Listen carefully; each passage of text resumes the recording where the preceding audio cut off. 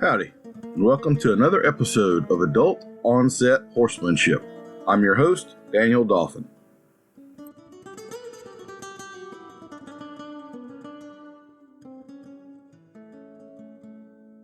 Our guest today is Mr. Jason Swick. I met Jason at the Best Horse Practices Summit this past fall, as a lot of our current guests have been from, and we kind of immediately hit it off while bonding over combing out a horse's tail with cockleburrs in it. Jason is a former college and semi-pro baseball player who transitioned into the law enforcement community. He did a lot of undercover work dealing with drug and sex trafficking, and then has been changed the course of his life dealing with the ramifications of having to act like a scumbag for years on end. He has been a lifelong disciple of Christ and a lifelong horseman. As he started having some of these troubles in his law enforcement world, the horse came back to him, and he started to really see the benefits of the horse and his own mental, emotional, and spiritual health and journey. And now he is transitioning out of law enforcement into a full-time coaching career, using the horse within the warrior community. He runs 3 different podcasts: Let Freedom Rein, The White Horse Remuda, and Contact and Cover. He also is the co-host and producer of Chris Cox's podcast, Come Ride the Journey. He runs the Day 6 Ranch website, where you can subscribe and become a part of his mentoring and coaching squad and benefits. And I would highly recommend checking out his podcast. I think you're going to find we're about to have an interesting discussion. I am going to warn you all that he is from the law enforcement community, and he and I definitely share a dark sense of humor. So this may go. We'll try to keep it family friendly. Yeah, but it's adult onset horsemanship, people. So yes, sir. All right.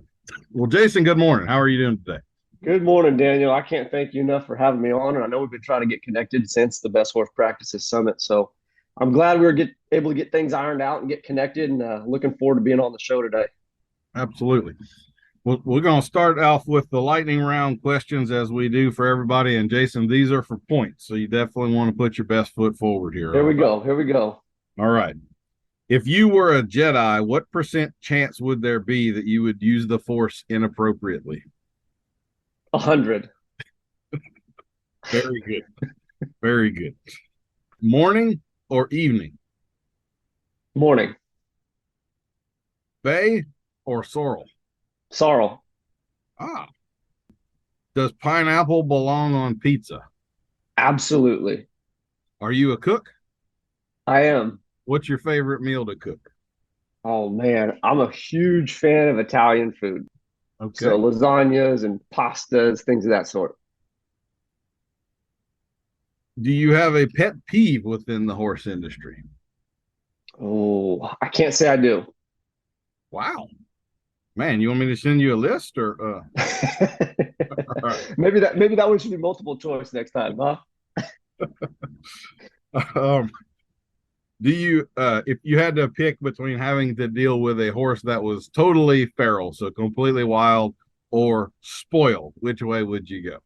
Completely wild. Would you tell us something unexpected about you?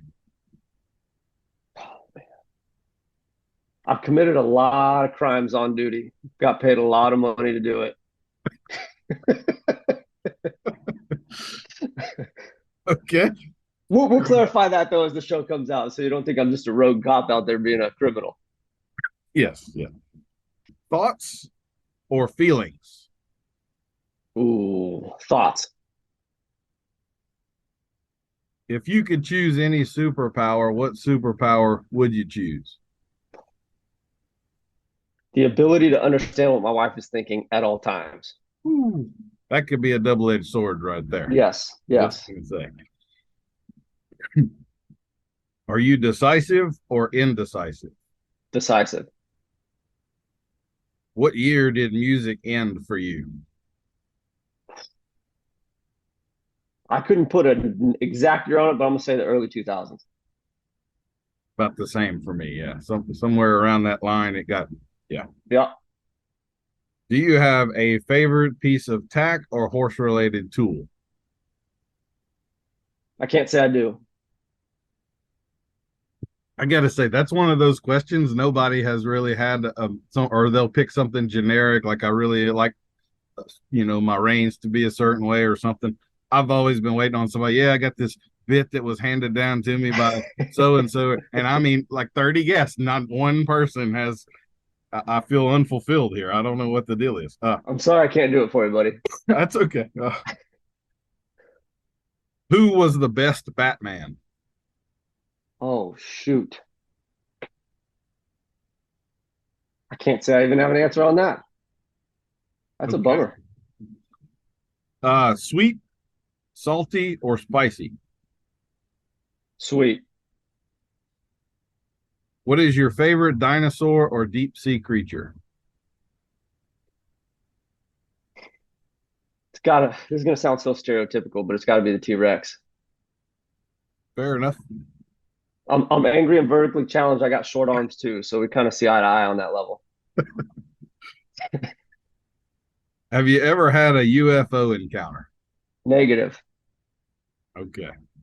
Just to let you know, we're about half 50-50 on UFO encounters that people have. Hey now. That I've had some shocking things come out of this little list. Like Really? Bay or Sorrel, I figured that would be 50-50. It's like 80% Bay. People love Really? Bay horse. Yep. Um, No kidding. the decisive or indecisive question, some people take 2 minutes to tell me they're indecisive. I'm about to change the wording and say, are you decisive or are you going to make me edit out a lot of empty audio to answer the question? It's the person that takes 2 minutes to tell you that they're decisive is the one that you got to pay attention to. Yeah. So, all right. Well, Jason, I'm going to award you. You're going to be our first person to break 900 points here. Hey now. 918 points is going to be Hey your now. score on this. So that's our high score ever. And that entitles you either to a genuine compliment or an awkward silence, your choice. Let's try a genuine compliment. Let's see how that goes. Okay. So I find you to be one of those guys that is, and I think this perfectly suits what your former profession was. You kind of can blend into any sort of environment and make people feel comfortable with you and disarm. It seems from listening to your podcast and stuff, you have a lot of friends within the horse industry that are like Chris Cox and Jonathan Field and just a very wide range of high quality people in your life. And I think you're pretty unique in that way. Just like the pet peeves question, there's an awful lot of us that have got some baggage and a chip or two on our shoulders, and we don't all play well with others necessarily. And so I commend you on your ability to get along with people. I think you are, well, I only have people on the podcast that I generally do like and respect, but I think you're one of those guys that very much walks the walk and backs up the talk. So I don't think you're a poser in any way, shape, or form with this spirituality journey. You seem to be a pretty healthy place and the kind of person who's healthy enough that you've given that back to other people and helping them. So I certainly commend you on your generosity and your heart in that respect. Well, I sure appreciate the compliment. And being a chameleon kept me alive for a lot of years. Being able to blend into an environment, especially a foreign or adversarial environment. And I think throughout my career in all the 911 services, you just see the frailty of life. And that has given me an ability to understand what the big picture is. And don't get me wrong, I'm not free or absolved of any baggage or chips on the shoulders or things of that sort. I got plenty to work on, but seeing how fast life can change has helped my opinion of what I'm really going to overinvest in or become bothered by, because we only got so many days and so many minutes here on this earth. So I'm going to do my best. I don't always do my best, but I'm going to try to do my best to enjoy those that God has put in my life and the experiences that he's afforded me, regardless of how comfortable they are, how much I enjoy them or don't enjoy them. Let me ask you this, because I've done some rough stuff in my life too. I am simultaneously perplexed both by how tough and how fragile people are physically. Like I've seen people walk out of things that you're just like, there's no way. Yeah. And then I've seen people like almost die by things you're like, how did that, get us Yeah. here? It just Yeah. so It's Yeah, almost like, I've seen people ejected from vehicles and motor vehicle accidents, and they're walking down the highway, and then I've seen a paper cut fold somebody. So to that point, yes, it's a unique experience. It's a rarity, and I don't really think there's a statistical or probability that you could place on a lot of the survivability or how things affect people. And I tell people oftentimes that trauma is relative, right? It's relative. What affects you might not affect me, and what affects you might destroy me. So there you go.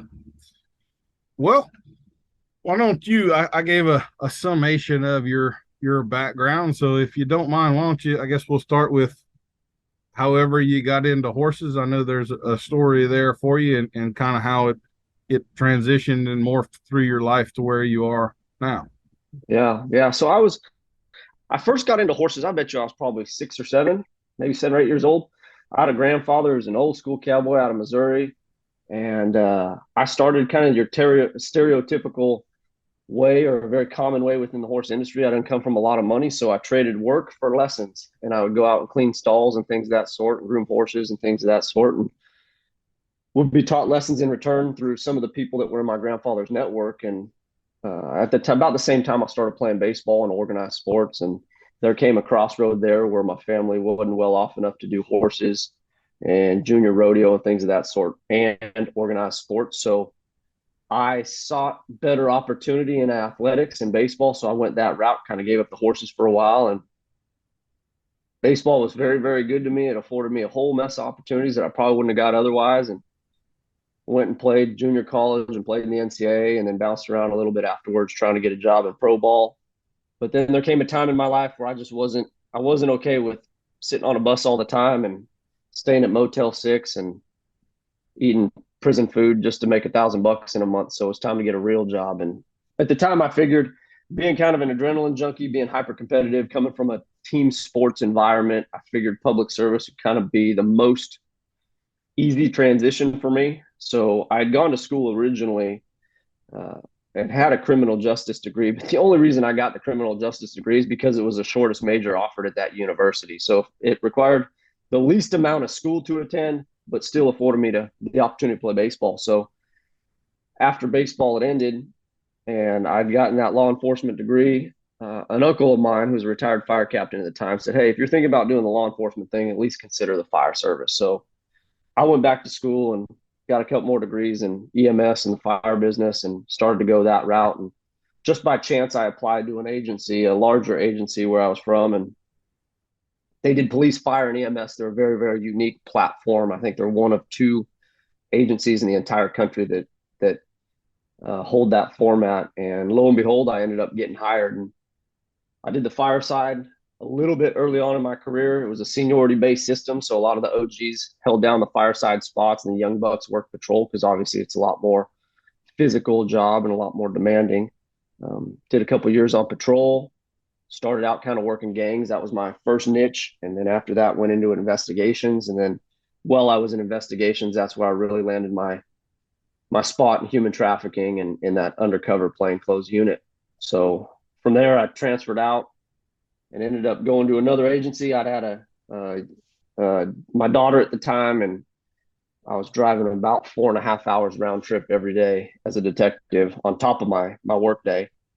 And I just vowed that nobody else was going to raise my daughter. So I transferred to an agency closer to home and kind of repeated the same process, worked on patrol for a little bit, and then went back into investigations. And then this time I went into a formal investigations unit where I finished my career working arson explosion. So anything that burned down or blew up was kind of my responsibility to investigate. So that was my professional experience in a nutshell.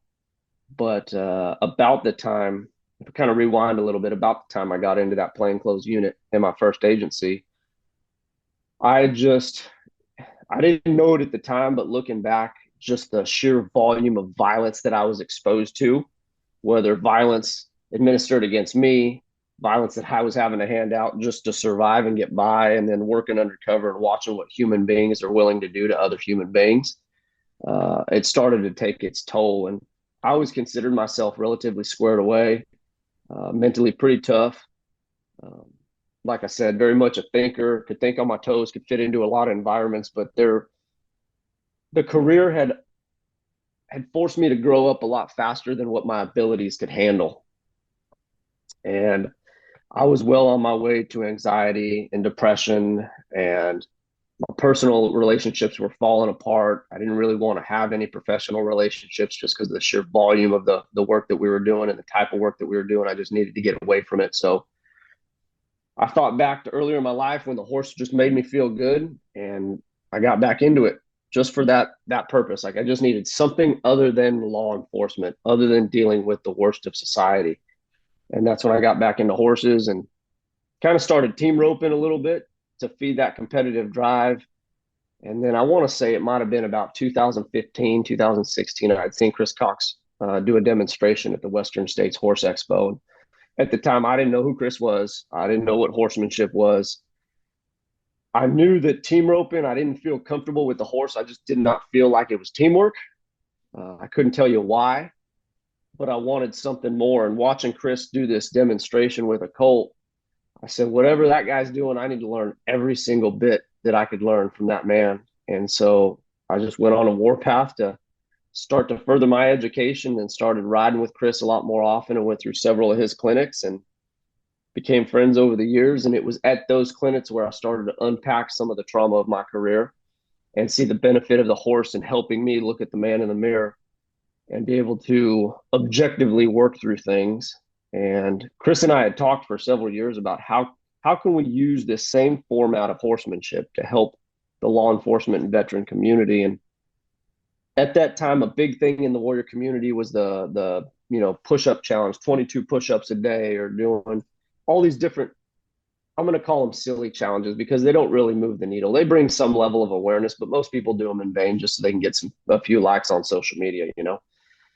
So Chris and I are having these conversations. What can we really do to really move the needle and help combat these suicide rates and these depression rates and the alcoholism and the domestic violence and all the substance abuse and the things that come along with being in service professions where you're forced to grow up faster than what you can deal with. So that sparked Let Freedom Reign podcast.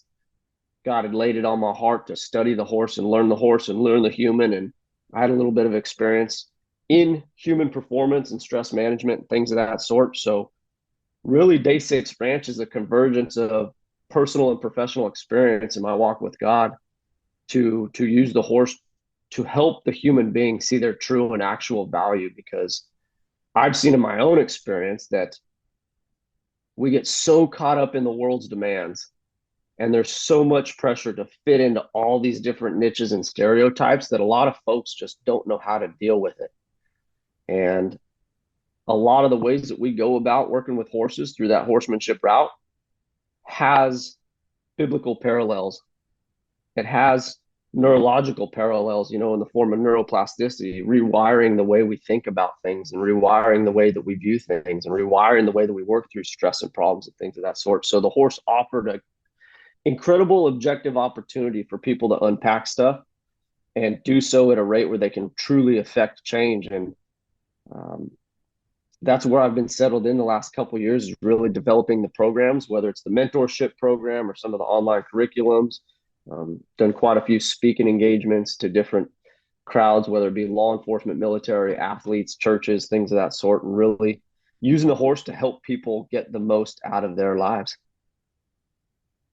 Well, I think that's a phenomenal deal. I've been involved in therapeutic riding for several years. I've mostly worked with young kids and particularly autistic kids, and I've definitely seen some of the things that the horse can bring out. And I think a lot of the times when, like on my end as a clinician, you're dealing with people that have problems with their horses, that sensitivity is often the natural sensitivity of the horse, and the they're a very emotional creature, so they pick up on very subtle things that people might miss, and often we look at that as a problem. But when you're trying to fix the person and you're not worried about competing or whatever with the horse, that horse is just a phenomenal tuning fork to let you know when you're on the right path and when you might need to make some adjustments and things. Absolutely. They're just an incredible resource, as all of us who love horses should understand. Yes, sir. No, It's an incredible sounding board for the simple fact is that human beings by nature, we are very good at being deceptive. I could be having the worst day in the world, but I could physically present to you that everything's fine. I could put a smile on my face. I could change the tone of my voice, the delivery of my message.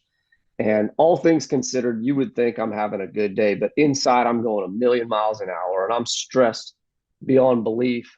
And that's where the horse has that profound role in showcasing that stress, right? So when somebody's telling me, oh, life's good, yet you can see when they're in proximity of that horse that things are not good. It allows the opportunity to start some of those conversations, and we can start those conversations through articulate paths. I don't just hammer everything out right away. As far as, hey, you're having a rough day, let's get right into it. We work the horse a little bit. We offer the human being those opportunities to open up, and really the horse leads the way and drives a lot of the communication and the traffic. One of the things I've really tried to do with this podcast, I made it pretty long on purpose, and that was kind of to wear away that persona that people wear, particularly some of the other pros. They've got their canned speeches and their spiel, and I kind of want to exhaust them and run them past that until the get beyond the sales pitch. Now the real conversation begins. Yeah, I love it. But horses, they have that magical ability to already be right there. You don't have to do all the work to get past it. They're honest right from the start. So this brings up one of the things about you. Like when I met you, I didn't know any of this stuff, and you just struck me right away. Sort of like one of these guys with a halo around him. I'm just going to say it. Like just a genuinely nice, good dude, very helpful and all of that stuff. And then when I found out about the undercover work and all of the stuff you're doing, I'm like, he seems like he would be the worst choice for that, because I just cannot picture him coming off as a scumbag, and you pretty well have to be a scumbag in that world, or at least so tell me a little bit about that process of your chameleon abilities, because to me, I'm thinking I would peg you as a cop, like so far away it's not even funny, but apparently you're still alive, so you got to be wrong there. So tell me a little of the tricks of the trade, I guess. Well, really, I think what offered me the greatest success in my career, and this also created a lot of turmoil, is that I grew up in a less than advantageous community, we'll call it. It's a great town to be from, but it was a stereotypical blue collar town. It was a tough town, a lot of gang violence. Most of my friends, when you hit that fork in the road, they became cops or they became criminals. But growing up in those environments, you just learn to become, I guess you would call it streetwise, right? Or street smart, and understanding how to talk to people and understanding the profound power and respect, right? It's a huge anchor in the criminal populace. It kind of made the transition easy for me in law enforcement. And then the first agency that I went to, most of the people working at the agency came from money and seemed to have quite a bit of an entitled attitude and didn't display such a respectful or organized team effort mentality towards the job. And really, it kind of fell on me by chance. I was in burglary at the time, and a supervisor had come to me and said, hey, we're getting ready to head up this human trafficking unit. We'd like you to take it on if you're willing to do the work. We don't really know much about what the goals and the hopes and the dreams are, but politically, the Super Bowl the year before had caused quite a bit of headache because some high-profile athletes and celebrities had got hemmed up in some brothel scams, right? They were paying for sex online and ended up getting caught up in some undercover operations. And I don't think our city or our agency or the local populace wanted any kind of that press. So I went to everybody and anybody that I knew within the professional law enforcement industry who had worked, whether it be child sex, adult sex, labor trafficking, any aspect of trafficking that I could pick their brain from, and just learn the how-tos and whatnots, and then applied my own techniques and abilities to it. And it's one of those things, it's baptism by fire. Like there's not really a way that you can train somebody to go in and buy dope and to go in and try to buy human beings and to go in and try to buy guns and things of that sort. You either got it or you don't. I truly believe that. there's small things that we can do to refine your abilities, right? But you either have it or you don't. And like you talk about the whole walk the walk and talk the talk thing, it was just I had a decent understanding because of my upbringing how the criminal element worked. Working gangs was as a cop working gangs was an incredible opportunity for me to learn criminal sophistication, and then that rolled into organized crime, and it just every tier that I went up in the professional criminal industry and combating whatever given the crime, you just refine your skill set. And uh, yeah, I mean, the other option is dying. You fail, you die, right? You're buying dope and they find out that you're a cop. That's not really a good thing. So you learn to talk slick and you learn to think on your feet, and you always have an exit strategy. And sometimes you got to put your money where your mouth is, but the other option is potentially fatal. So it's a decent motivator to do a good job. That sounds fair enough. I'm so I just kind of have to go here because I'm a gun guy, and I'm assuming you're a gun guy at somewhat. Yeah. So do you get to carry all the time, or is that context dependent? Or because I would imagine being in that scenario and not carrying would that's got to be a terrible feeling. So It is a terrible feeling, and yes, it's context dependent. There are some operations that yes, you are allowed to be armed, but the more intimate you work with the criminal population, the closer you get. Yeah, they're going to check you for wires and weapons and things of that sort. All the fantasy stuff that you see in Hollywood, there are some truths to it. And if I'm going in to be Johnny Scumbag to buy dope and I got a wire and a gun on me, that's going to look pretty bad. So to fit in and play that role, no, you don't. You don't go in with communication. You don't go in with a gun, and you just go in and hopefully you got the stones to make it out. well, while we're on that, do you have a preferred carry piece? I mean, it's got to be like the bit thing. Like you got 5 or 6 pistols, I'm guessing, but there's a sweetheart somewhere in the batch. So what's the Well, sweetheart for you? historically I've always shot Glocks because that's what most of my agencies carried, and even as a UC operator, a plainclothes operator, we actually carried a subcompact 40 caliber gun. I would not recommend it as an undercover weapon. That's a lot of black powder for a little itty bitty frame. But I shot SIGs later on in my career, and SIG makes some pretty slick firearms. That's for dang sure. So again, that question is context specific as to what the job is. I do have different preferences, but I don't really have any one that is my baby per se. I can kind of get it all done with all of them. It's a tool. Yeah. It's a tool. A I, firm. when I was a teenager, one of my buddies' dads worked for the sheriff department, and he bought one of the very first Glock 17s that Oh, no came out kidding. right when, and we went and shot it. And let me tell you, this thing could not hit the broadside of a barn. And I know they've improved them a lot, but that left a bad taste in my mouth toward Glocks that I have Yeah. still not gotten out. Yeah. I Yeah. bought a Smith and Wesson M&P 2.0 compact here about a year ago, and I went and tested the Glock 19 at the same time. And I have to say that I liked it, and I hated that I liked it, but I just still could not bring myself to buy it. Maybe another 5 or 10 years, I'll let go of the damage, and it shot accurately. It had a well, I'm a revolver guy, so I'm used to a very different Yeah. trigger. Yeah. Yeah. But for a semi-auto pistol, it had a pretty decent trigger in it and all of that stuff. But I can't bring myself to do it. But anyway, so Yeah. another just while I got you here, you see that deal of if I ask you if you're a cop, you have to tell me. Is that true or not? No. Not in the slightest. Not in the slightest. You kind I of wonder actually where that I had starts. that on several undercover operations. Uh, I had people pin me, "You're a cop," and then I just flip it on them. The only people that call people cops are cops, cop, and then they get all frantic, and then they're so spun up they don't even realize where the conversation's going, and then they usually walk away, and you go about your business, and it's not a big deal. But yeah, I've had a few people try to pin me. I did get pinned one time doing surveillance on a kidnapping suspect.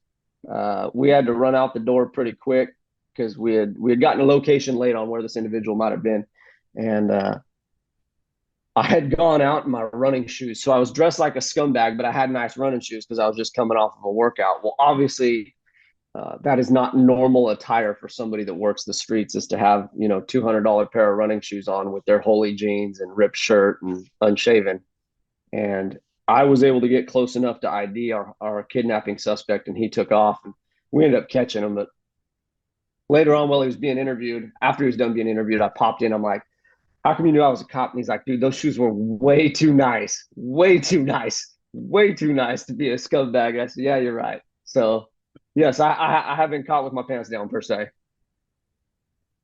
Well, in your experience with that, um, like they say, most of the cops that I know will repeatedly say how dumb most criminals are, and that it's easy to catch them and all. You've come across some more clever ones, I'm assuming. Oh, absolutely, absolutely. I mean, when I having the experience to work organized crime on an international scale, these are highly professional businessmen. Their intent is completely wrong, right? It's completely malicious, and it goes down that criminal route. But no, they're very highly intelligent criminals, and I know a lot of people say, well, how can you give a criminal credit? Well, guess what? The good ones are better than us in law enforcement. Why? Because that's the only thing that they do, is understand how to make their criminal business better, whether it's dealing dope, whether it's dealing human beings, whether it's dealing guns.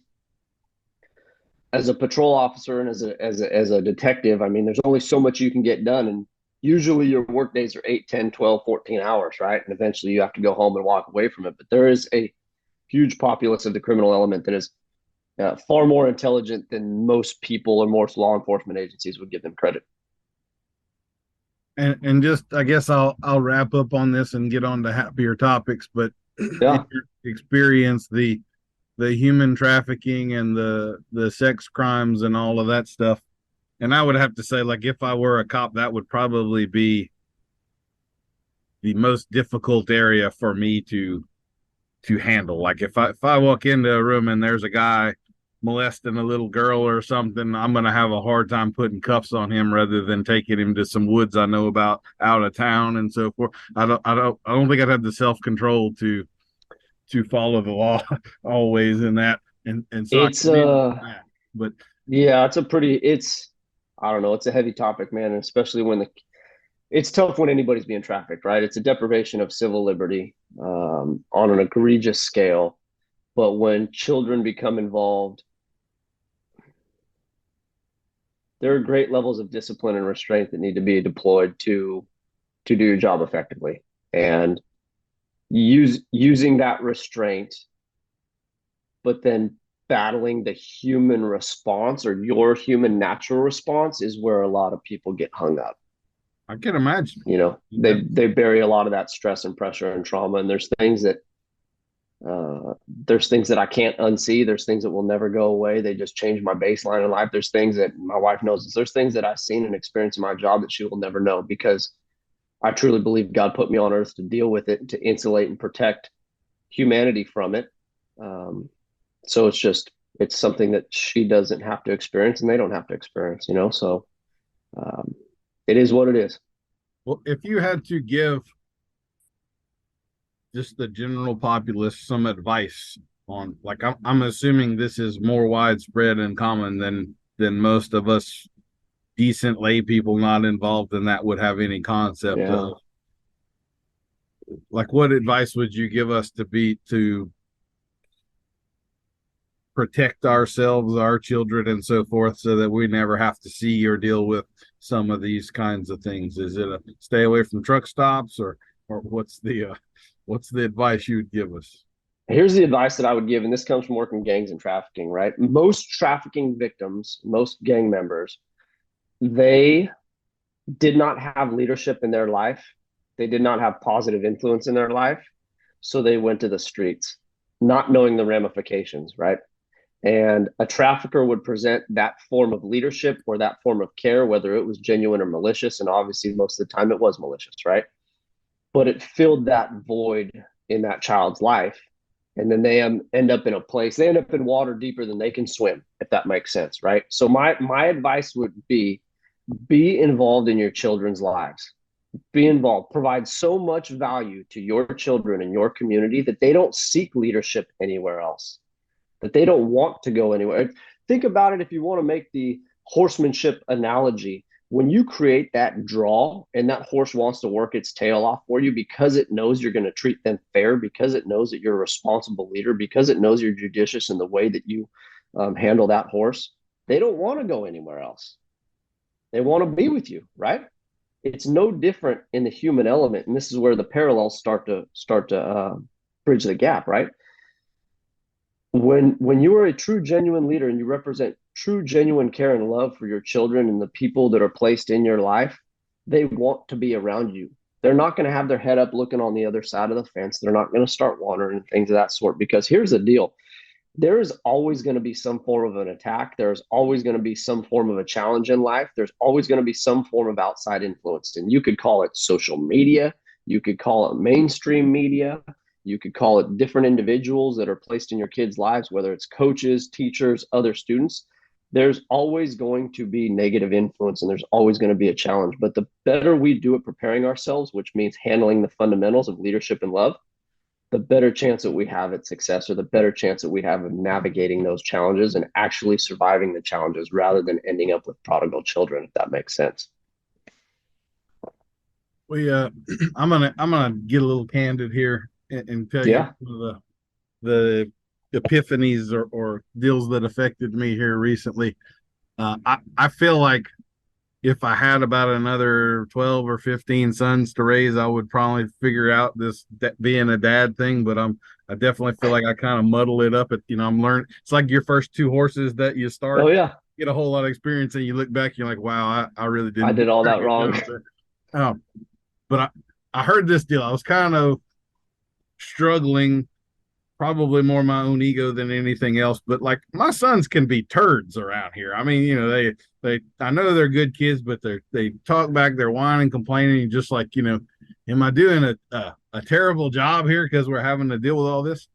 And I don't remember the source, but and I'm gonna muddle what they said, but basically it was that if your kids feel safe with you, they act out at home. Yes. And if your kids are acting out in public, that's because they don't feel safe with you. So if your Yes. kids are gentlemen out in the world and assholes at home, that actually indicates that you're doing a good job. Yeah, that's an indicator of tolerance. You got it, buddy. Counterintuitive as it seems.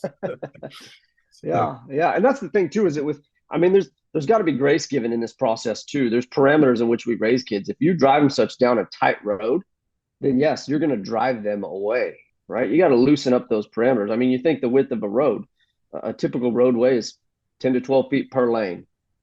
Okay, so if we, I guess, imagine that 10 to 12 foot lane, you might drift a little bit to the right, you might drift a little bit to the left. Heck, there's sometimes you might hit the guardrail on either side, right? But you're still traveling down that lane.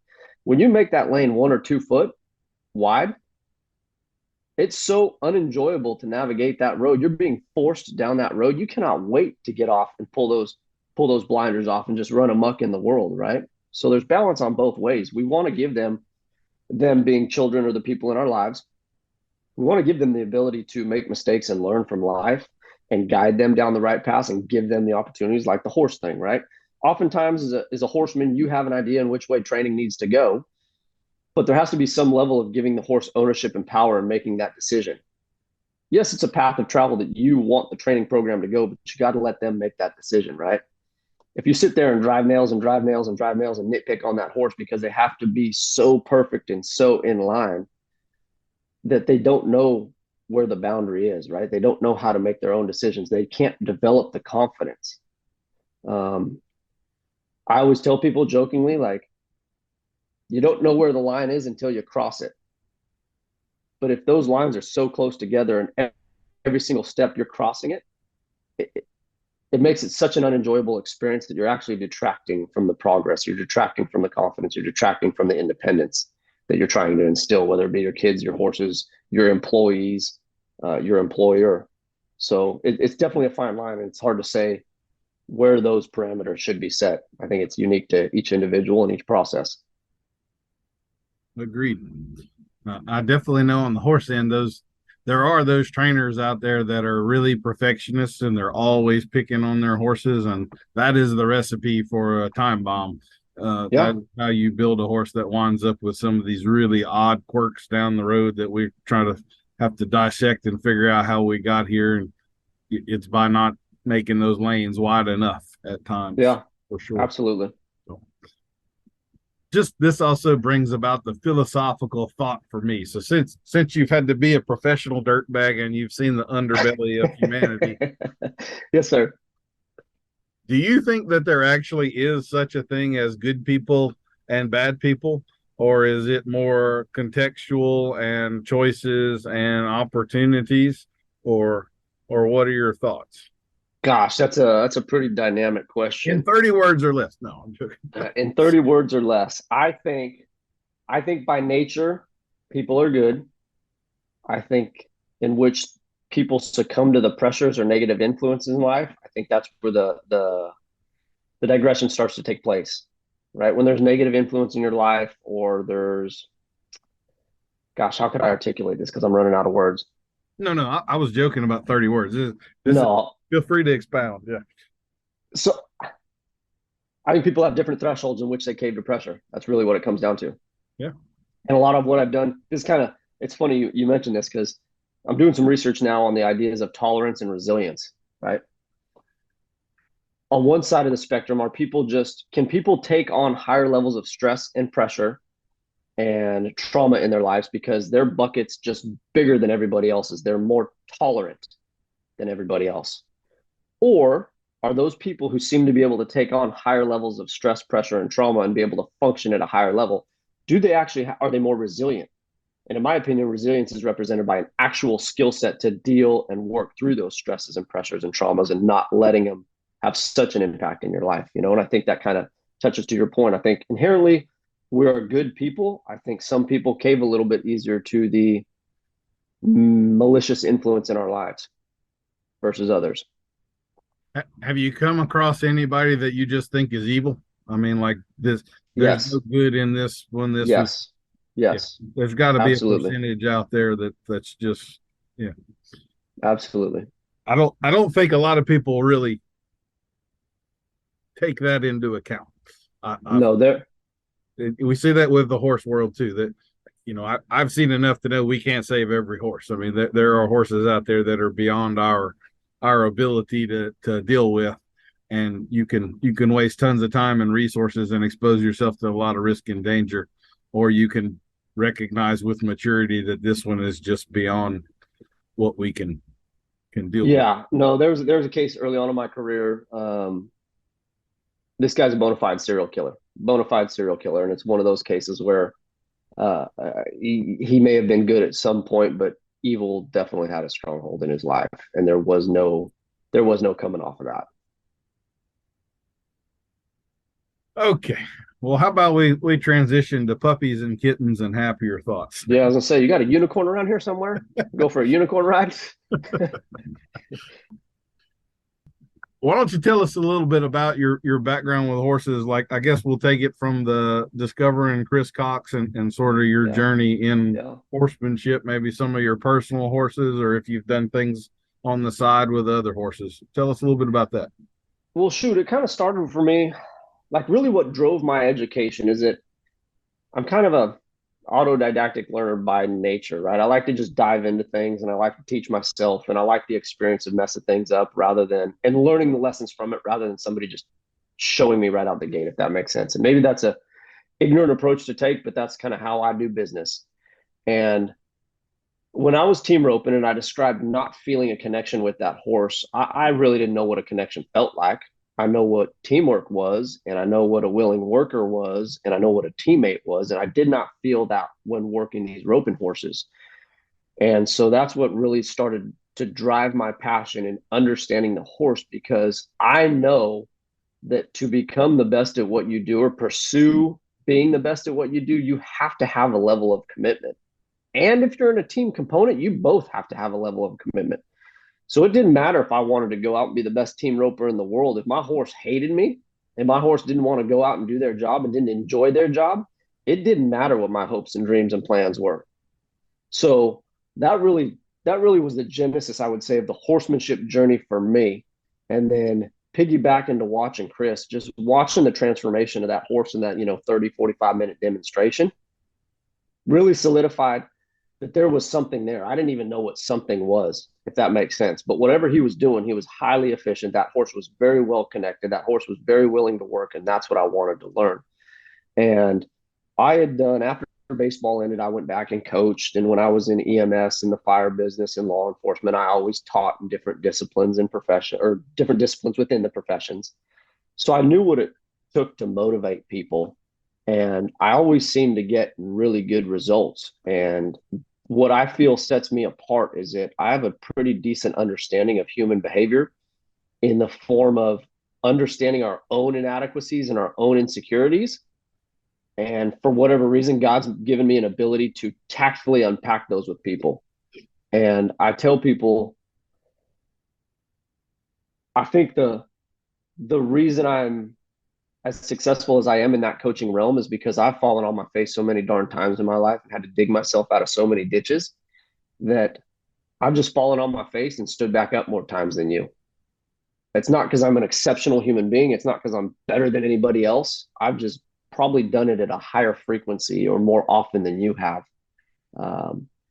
And being able to take very, very complex problems and break them down into very simple challenges and then building success on those simple challenges is where I've always been able to develop the horse and the human being. And think about it this way. So I run a little bit, okay? If you set the goal of running a mile and you train for, let's say, 6 months to run that mile, and your only goal and your only mission and the only thing that you can think about is crossing that finish line at the end of a mile race in, let's say, under 8 minutes, and you run an 8:01. Okay, test day comes and you run 8 minutes and 1 second. You did not meet your goal, right?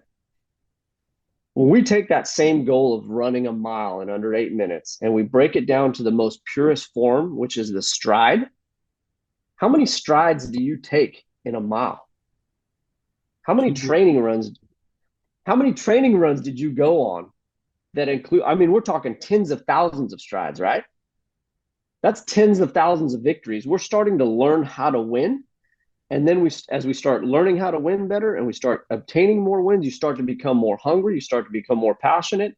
And that's where we start to change the thought process and how we select goals and how we go about goals. So it's taking those big, big complex problems and breaking them down into really, really small solutions that really offers the benefit. And as far as the horsemanship side of it goes, is that there's two adages that I've always kind of stuck by. Is that one, you don't know what you don't know, right?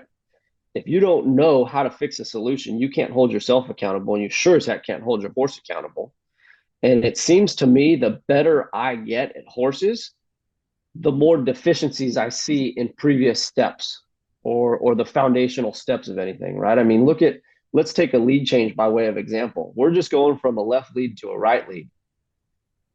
But there are so many steps that go into how you communicate with that horse, how you put that horse in a biomechanical position, the timing in which you cue that horse, how you cue that horse. I mean, there's thousands of small little victories that have to get in place just to do one lead change.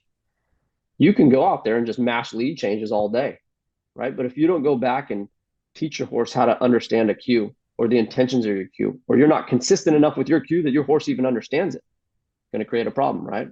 If the horse doesn't know how to move the left foot or the right foot or transfer body weight, or you can't stay balanced, or you're riding their face, those are all things that are going to negatively affect that lead change. So it's taking a very complex maneuver and breaking it down into those little strides. And what I've truly found, and this kind of came from my baseball career, and some of it in the shooting realm of law enforcement, that the people that perform the best, I'm going to say the professional athletes, they're normal human beings just like you and I. They just do the fundamentals at an extremely higher percentage than the rest of us. They cannot get it wrong. And that's where I've tried to help shift some of my coaching, is that obviously I deal a lot with the warrior community. We all have baggage, okay? Get over it. Whether you're in the law enforcement or the military world or not, we all have baggage, okay?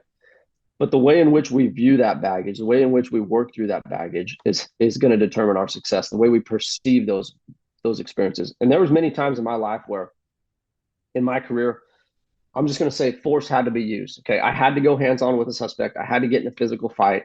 I mean, it's been crazy. I've been covered in other human beings' blood. I've broken other people's bones. I've been knocked flat on my tail several times. I've had my uniform ripped off me in fights. Like it's gotten really, really ugly.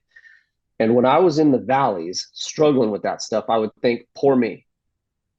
Why did that have to happen to me? I'm a good guy. I'm trying to bring peace. And all this negative is being brought upon me. It wasn't until I was many years down the road and able to look at it, look back at these experiences, like I truly believe God gave me all the junk that he gave me in my life for these moments. So I can relate to a vet, so I can relate to a cop, so I can relate to a single parent and say, you know what? I've been there. I firsthand have had that experience and I firsthand have had that feeling. And this is how I went about it. If that works for you, great. If it doesn't, so be it. But because I've had those feelings in my life, I have the empathy to help people work through these challenges. So, you talked about early on in the episode about my ability to be a chameleon and fit into so many different environments and just being such a nice guy. It's like I've gone through a lot of crap in life to get to that point, to put life into the proper perspectives, to take that approach. And sometimes we get so buried in the circumstance that we've been dealt that we aren't able to see the advantages in it. And it's my mission and my goal and my purpose to open an individual's eyes to truly see what it is. And the horsemanship parallel would be your stereotypical rescue horse, right? Those horses are thrown away because they bite, rear, kick, bolt, do all these nasty things, but nobody has taken the time to learn why. Why does the horse act the way that they do? And I've seen some incredible transformations take place in horses that were honestly deadly horses, severely hurt human beings. But when a trainer or a clinician took the time to learn that horse and get over some of those fears and manage some of those fears and perceptions, those horses ended up being perfectly functional equine partners, But so often in life, we want to match the gas of success that we skip all those fundamental steps. And then there's so many holes in our game that we don't know how to deal with life when we get on the big stage and things become overwhelming. That brings up a couple of things. One of the things that I always try to do as a clinician, I try to stay very, very real, because a lot of times what people hear publicly is always an idealistic scenario, and I understand that, but I do try to make it known that like if you're working with some of these problem horses, much like you in law enforcement, sometimes you get in a fight. You get your uniform ripped up. Sometimes that's not avoidable. You got to go through the ugly to get to the good at times. Like I've heard clinicians say that if I ever am starting a colt and he bucks, I have failed the horse. I'm thinking I got some bloodlines that you need to try out here, because they're going to buck. It doesn't have anything to do with what you did or not. They're just gonna. So sort of that juxtaposition of ideal versus real there. So I like the way that you bring that up, and probably as you become a more skilled police officer and dealing better with people, you get in less fights than you do as a rookie, right? But yeah, absolutely. At some point in time, you're going to have to handle somebody, and that's just a reality of the job. And the more you could be realistic about that and just recognize it as a reality, and it's not anything personal, and it's just you got to do it and stay separate from it, not let it affect your emotional or mental health or whatever, then the better you're going to be at handling all of that and not taking that baggage home. I also like I took this note here, and I'm trying to remember exactly what you said, but when I'd asked you earlier in the lightning round questions whether you were a thinker or a feeler, you immediately said that you're a thinker. And I think that's very evident in the way that you were just describing this stuff. I'm a thinker too. In fact, I'm on the extreme end of that scale.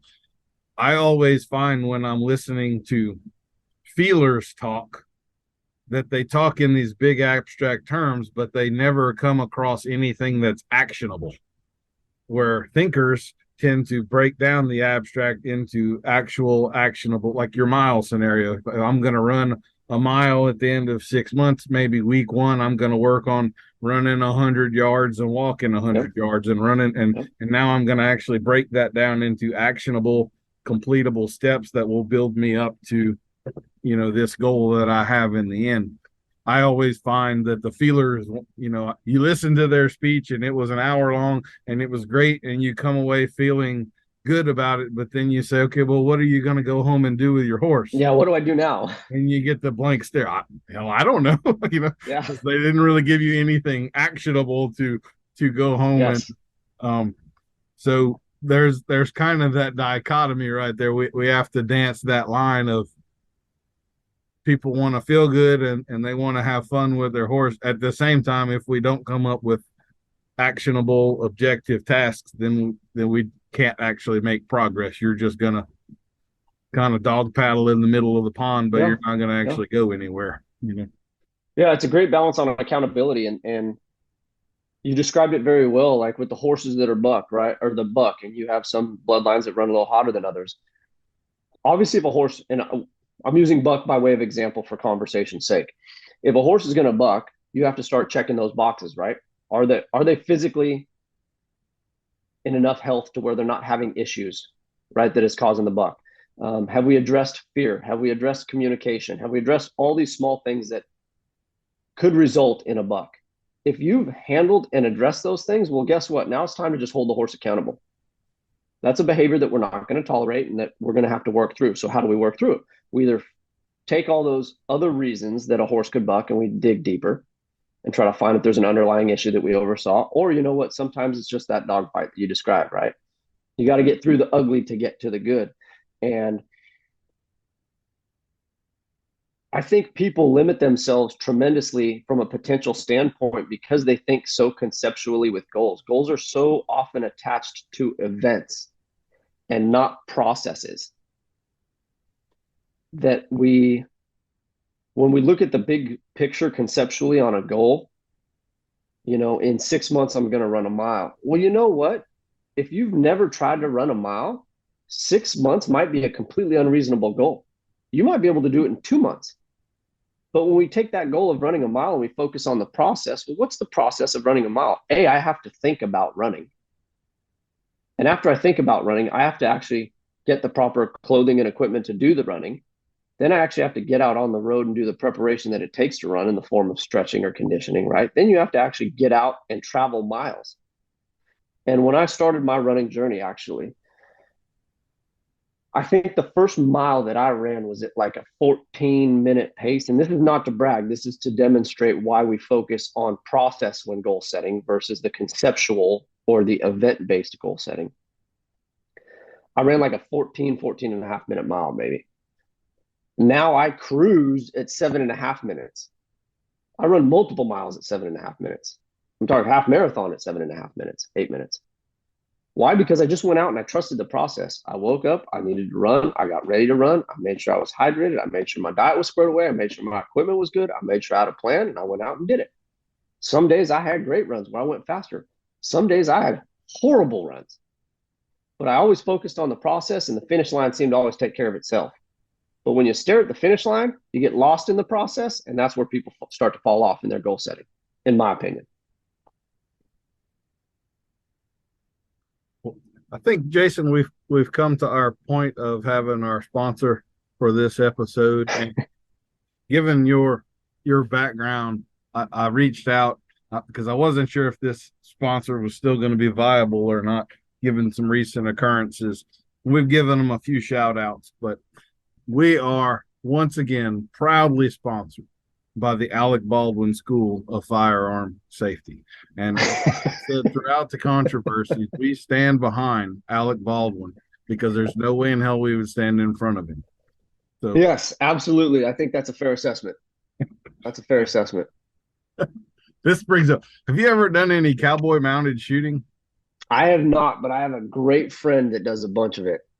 So I played around with it a little bit. I think it's probably about the most fun you can have on a horse with your clothes on. No kidding. But they load your gun for you. and that was one of the little problems I had. I just did a few That would make me ago. pretty nervous. So they kind of have their bag of blanks, and you've got your Yep. pistols, and you hand your pistol over, and they hand it back.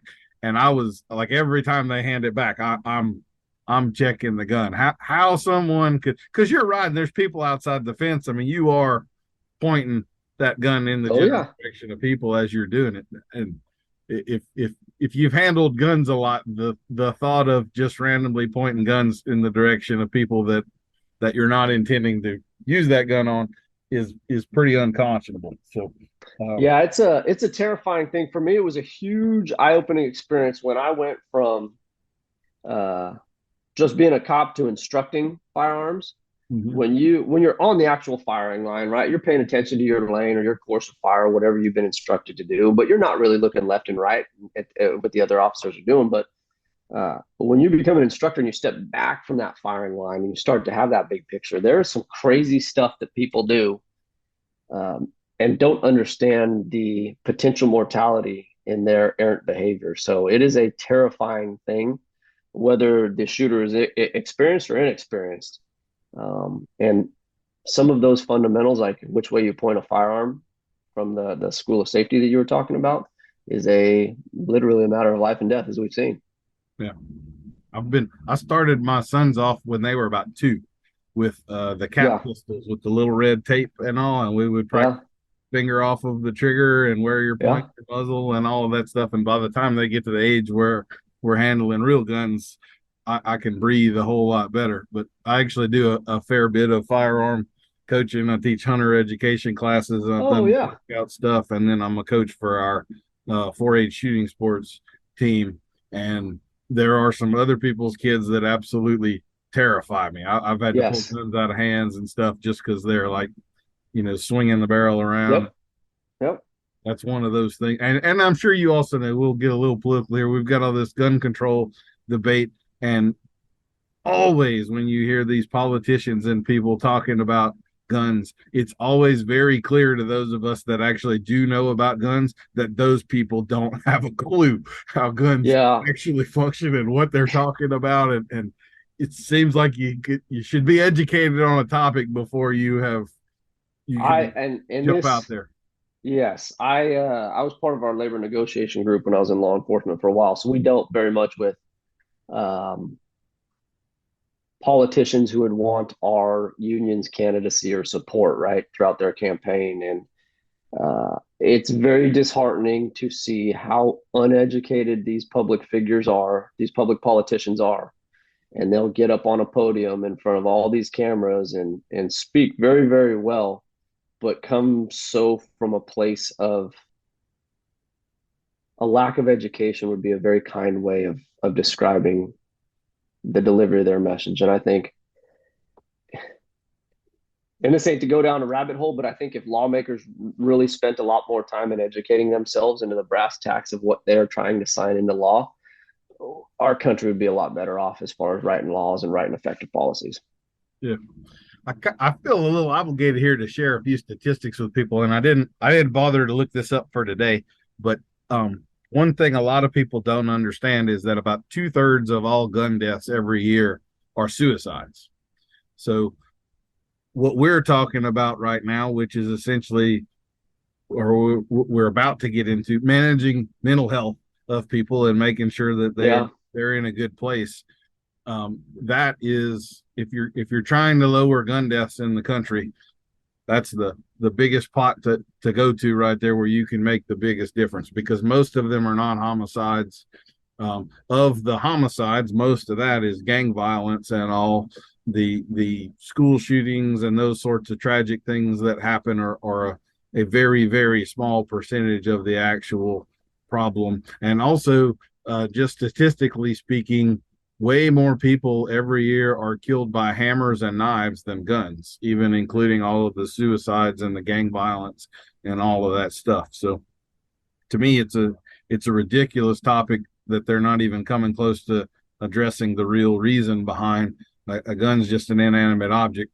It's the mental and emotional state of the person handling it that is the actual problem right there. And if we continue to try to ban inanimate objects. They're going to find who was the two guys that bombed the Boston Marathon. They used a pressure cooker and some nails, right? I mean, people Yeah. that do harm are going to find a way. So Yeah, no, you hit the nail on the head. I think if this country could iron out their mental health approach or their mental health support systems, uh, our country would be a lot farther down the road because I can tell you, working in law enforcement, working in fire, working at EMS, the mental health system is very much fractured. It is a disservice on many levels, and that's regardless of if you're in the warrior community or if you're in the quote unquote civilian community. It's a system that's inundated. It's a system that's extremely ineffective. It's a system that's extremely inefficient.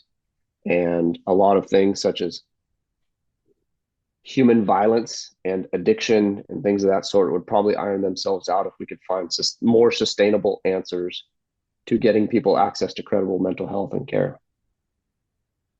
so to that end, you mentioned earlier about coping mechanisms and those sorts of things, and I think this kind of is a travesty of our education system, the way that kids will graduate high school and they've been exposed to differential equations and 2 years of foreign languages and frankly a lot of education that they're never practically going to use, but they haven't been taught how to pay their taxes, how to balance a checkbook, or maybe some coping mechanisms for the inevitable struggles that life is going to bring about. So on the topic of coping mechanisms and those sorts of things, where are you generally going when you're working with these people? I know there'd be a lot of individual situations, but can you give us some general directions where you take the coping mechanism route?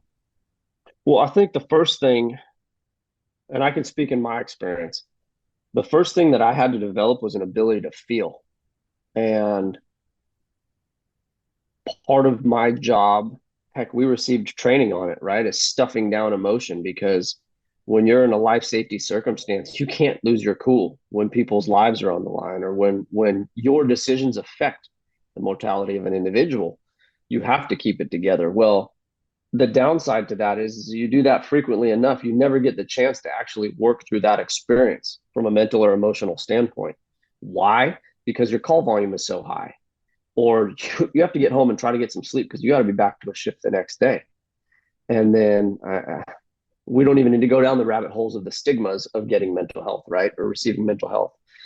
But really, I think it's getting the horse provides an incredible opportunity for us to feel again, to understand what nervous feels like, to understand what anxiety feels like, to understand what depression feels like, the highs and the lows of all those emotions.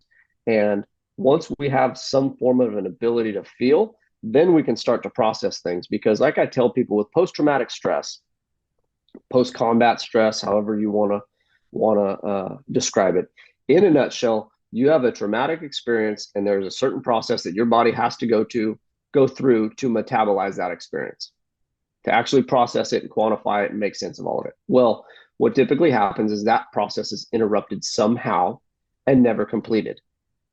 You do that enough in your life, instead of managing and becoming offensive in the approach to your mental health, you stuff enough things down, you let enough of those processes be interrupted, they are going to blow up. And when do they blow up? They blow up in the form of alcoholism. They blow up in the form of physical violence. They blow up in the form of blasting all your money and not being intelligent with your money, right? So what I try to do is to get people back to a mental space and a place of confidence where they can start to unpack some of those things. And I'm not a psychologist. I don't want to be a psychologist. I don't want to be a psychiatrist. I am a human being that's experienced a little bit of life and could create a relative experience with another human being to where they can start to see that, you know what? Yes, I've had these negative things happen to me in life, or yes, I'm feeling X feeling, but some of that is normal. And some of that is circumstantial based to where you don't have any control over it, none whatsoever.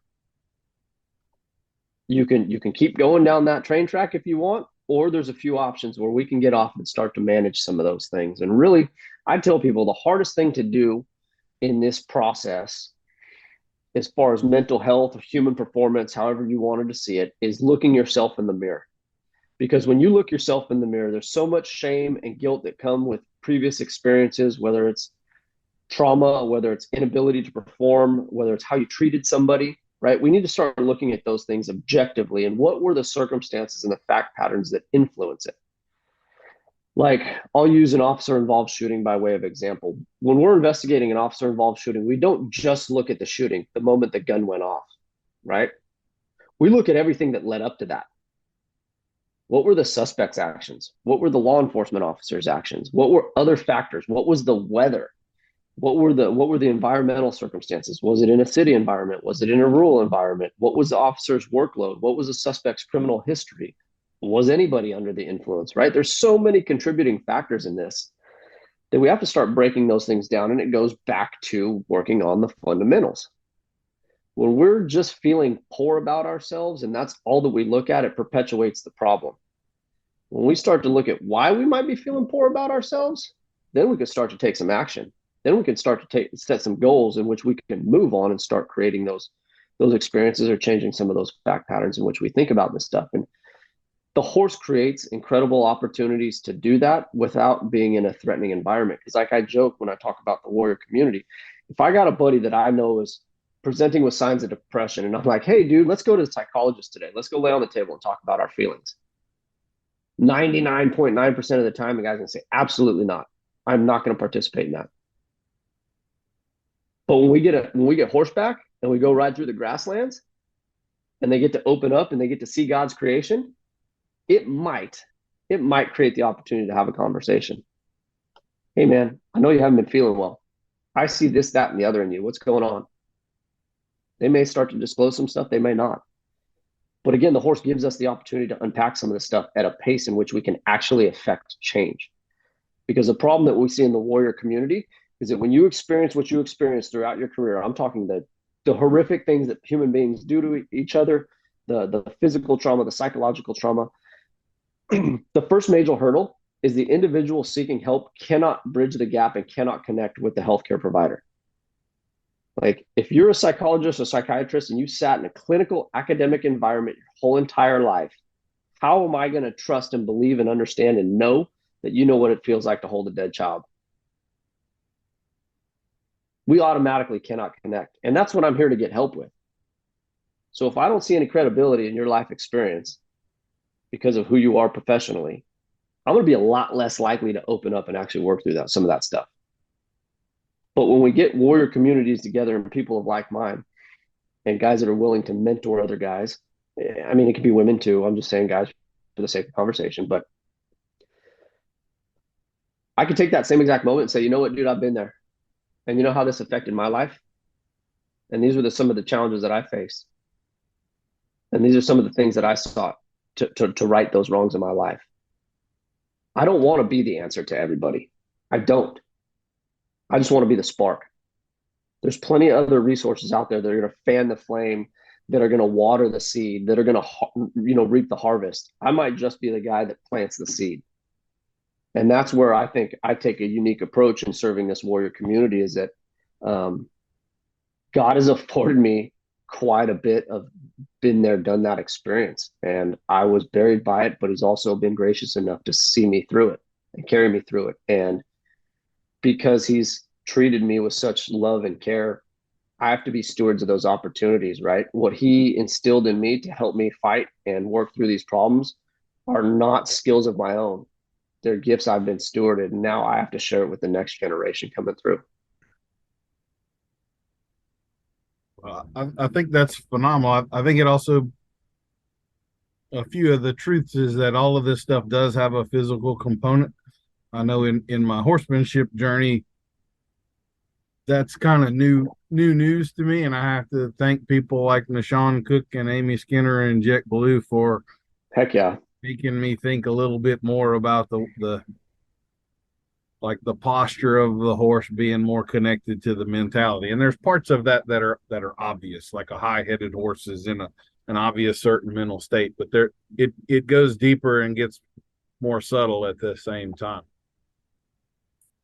So the physical component of all of this stuff can't be or can easily be underappreciated And I think it definitely plays a larger role than most people realize. It can be one of the triggers, a certain smell, a certain sight, a certain something moved off here at 2 o'clock, just like it did back when. And we have a PTSD sort of a flashback scenario. All of those things are in the physical realm.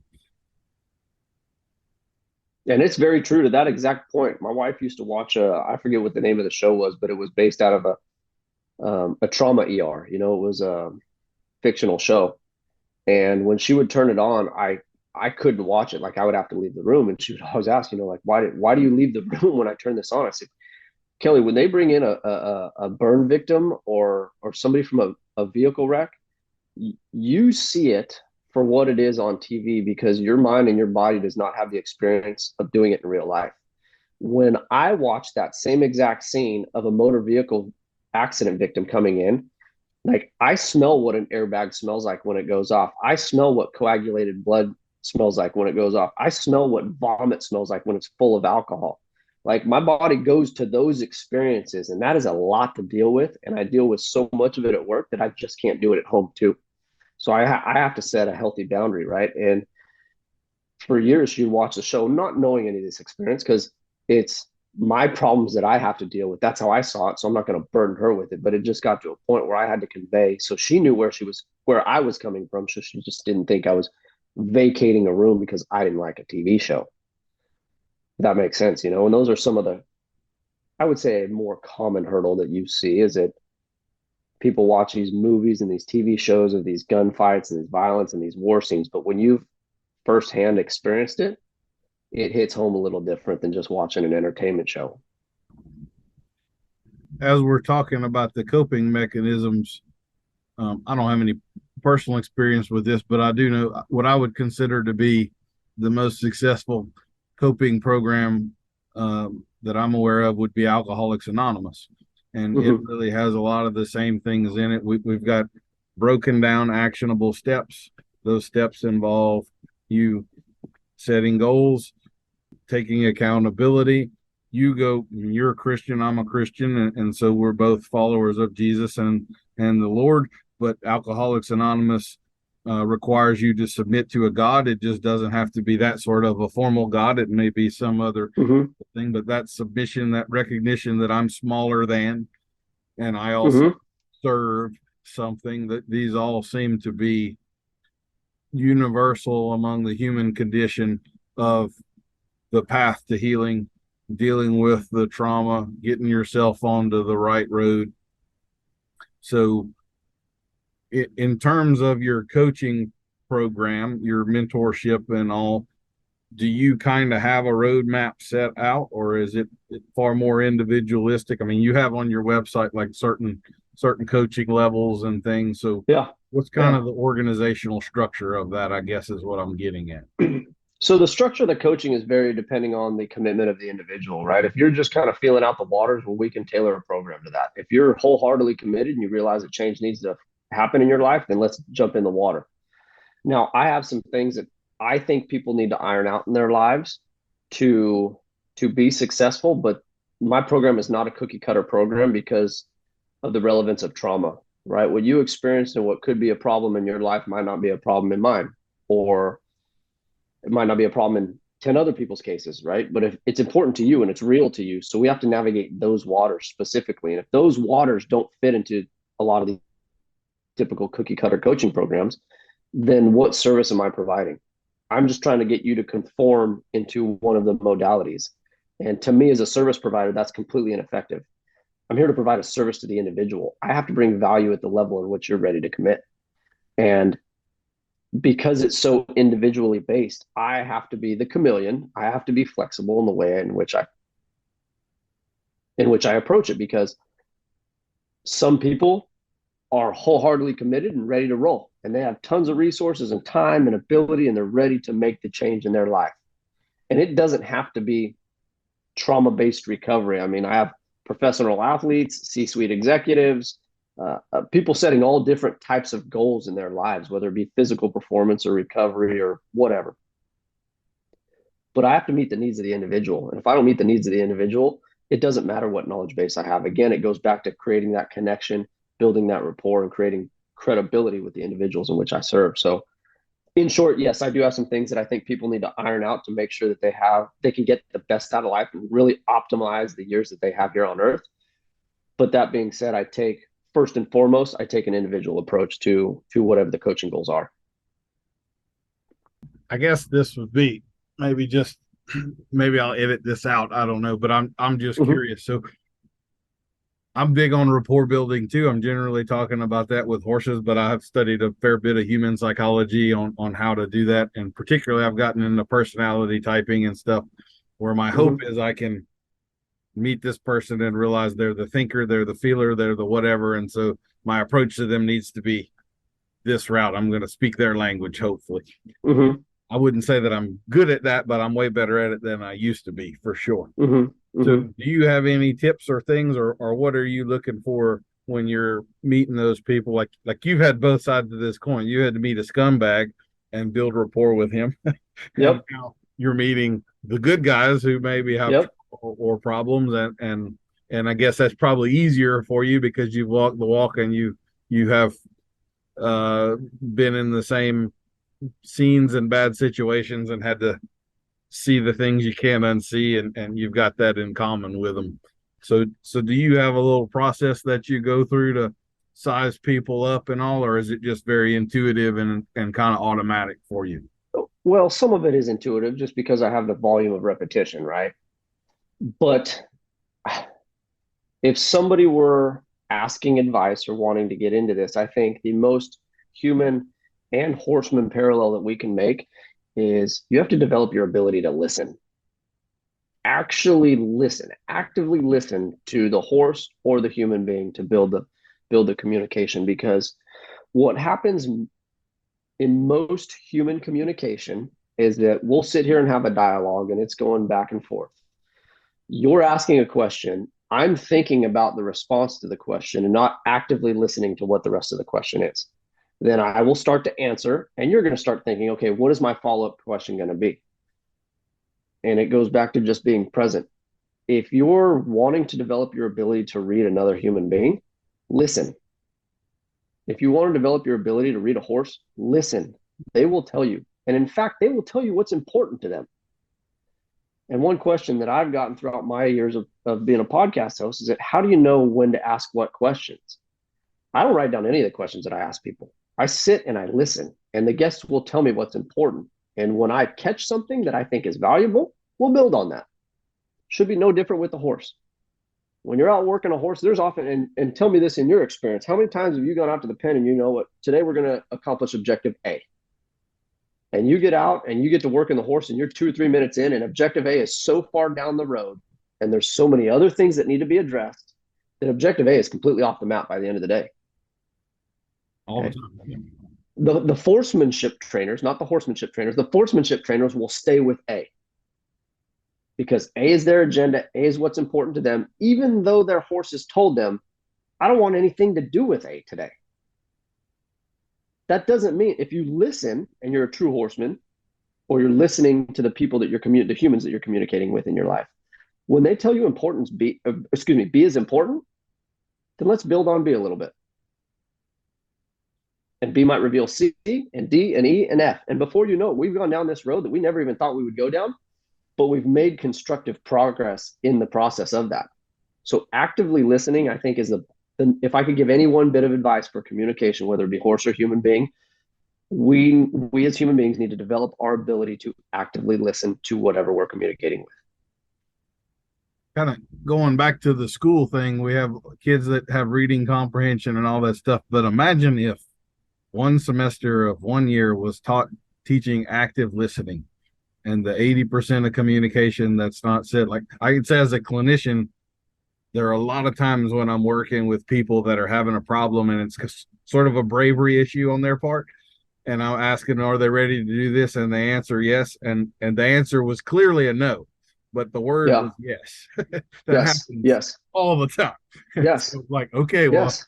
then we need to back up and we need to do a couple of these other things because you clearly are not ready to actually do that yet. Correct. And so, uh, I think that's just phenomenal advice, and I definitely think that that's something we could all stand to improve on. I know as I edit these podcasts, I am trying to do exactly what you say, but I also sort of have this structure in my head. I'm trying to keep on what time Yeah. are we at and all that stuff, and so it takes away. There are a lot of times when I go back to edit the podcast and I'm listening to it, and I'm like, oh, they were totally telling me to go Dang, I should have here, and jumped I on just that. did Yeah. not catch that in the moment at all. And then I asked a stupid question instead of the good one I was supposed to ask, right? So Yeah.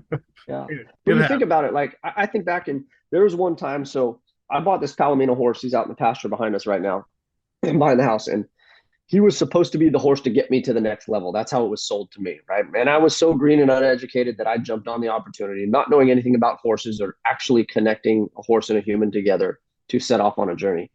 I'm grateful for this horse because if I wasn't so outmatched by this horse, I wouldn't have pursued the horsemanship journey that I pursued. If I had more of a turnkey horse that I bought at that time, I might have gone down, quote unquote, kind of the lay horseman's approach. But there was a time when this horse, you put any kind of leg on him, he's a team roping horse, he was a head horse. You put any kind of leg on him, it was 100 miles an hour. There was no form of collection, there was no form of communication. He equated the legs of a human being physically contacting the sides of me on any level was a million miles an hour. That's all that he knew. And for a while, I worked on it and tried to get him to where he could think through things and it would be controlled. But inside, I would always have this nerve like, God, if I put my leg on him, he's just going to run off. He's just going to run off. He's just going to run off. And it got to a point where he's never been a runoff horse to where he's unsafe, but he ain't afraid to get after it. Right. So we're sitting in the pen one day and I said, I have control issues as far as him rating and him collecting and him actually taking off and departing in a controlled, articulate manner. We're just going to go. Today we're going to go. We'll put the reins down and we're just going to go with the horse. I'm going to let go of my control issues. And when we had that experience, it was the whole rip the band-aid moment that we discussed previously in this episode, where sometimes, you got to go through the ugly to get to the good. We had that experience. And then after that, it was not an issue anymore. We could start to work on refinement. We could start to work on mechanics and we could actually think things through. And he came to the realization that there's more to this than just a leg means blast out the gate. Um, and so I think when we talk about it from a horsemanship standpoint, sometimes as a human, we want to hold on to so much control and we want to be that leader so bad that we're getting in everybody's way. Sometimes there has to be the feel component of it. Yes, we're both thinkers by nature. We're headstrong human beings, but sometimes you have to follow that heart or you have to trust some aspect of that heart. One of the topics I like to talk about with horsemanship is that you have this topic of trust. And I hear people all the time, I want my horse to trust me. And it even the connection thing is now one of these buzzwords. And I like to say, can you trust your horse? It's there's two sides to this. Is your horse actually trustworthy? And a lot of times the solution to that is kind of like what you're talking about with your Palomino horse right there. They're seeking trust from an animal that they can't trust. And Yeah. me, we're at, that's a tear down and rebuild kind of a moment right there. If you just keep pursuing this connection with this animal that's dangerous to you and you don't actually stop, back up and do the work with the animal to get them on the right path, you've just wasted a whole lot of time and built yourself a house of cards, and you're going to pay for that at some point in time down the road. So And that was very much my experience. Even though I've never had a runoff experience where I thought he was going to crash us into a gate or a panel or anything like that, there was still in the back of my mind. But when we had that experience that day, it was one of those things like, I'm not to say you get careless and you become unsafe about things, but based on our relationship and where we had gone, I just had to let go of the fact that if he crashes, then that was just the will for today, and let him go and let him do his thing. And no, he didn't crash me into anything. He didn't run away maliciously or violently. He just there was a mental hurdle there, and I think it was a trust issue on both parts that needed to be addressed, and it got addressed, and we're good, and we move on.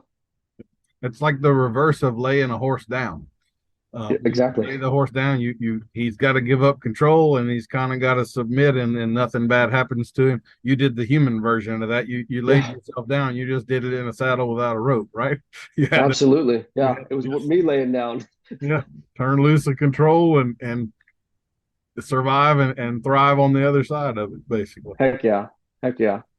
So, well, you've got a multitude of podcasts out there right now. Why don't you tell us a little bit about? I know you're about to shift some things around with regard to that in the future. So why don't you kind of give us that roadmap?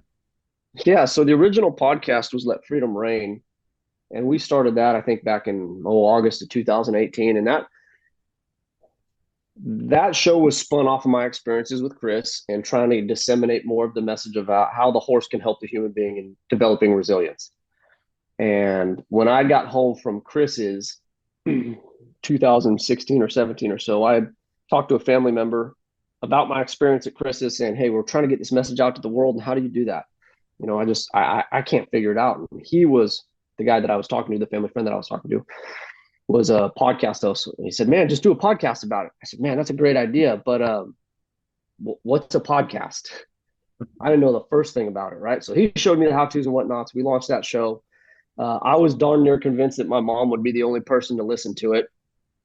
And it wasn't the first couple of weeks. We were in multiple countries, and the following grew, and I would get messages literally from all over the world about how these different messages and testimonies would convey with individuals and help them in some of their challenges. So as the podcast opportunities started to grow, and as I phased out of law enforcement, started to develop Day Six Ranch more and more, I started getting input from different industries and communities that I'm connected with. The warrior community. "Hey, we really like your approach with the horse thing. Could you build like a warrior specific parallel?" And then a lot of the cowboys and the warriors both were saying, "Hey, we need a little help in our Bible study, because the most common reason was we work on the weekends or we're performing on the weekends, so we can't regularly make it to church on Sunday, so we can't get plugged into a church, but we believe in what you have to say and kind of your approach, so we'd like some help." That's kind of how the White Horse Remuda podcast got started. And then what was not on the table until recently was Chris's podcast, Come Ride the Journey. We had talked about it the last couple of years, but it never really had gained any traction as far as making it a reality until these last couple months. So as I'm navigating all these podcasts, I'm realizing, well, shoot, if I put out a weekly episode, 16 episodes a month, like I'm going to be a full-time podcast host.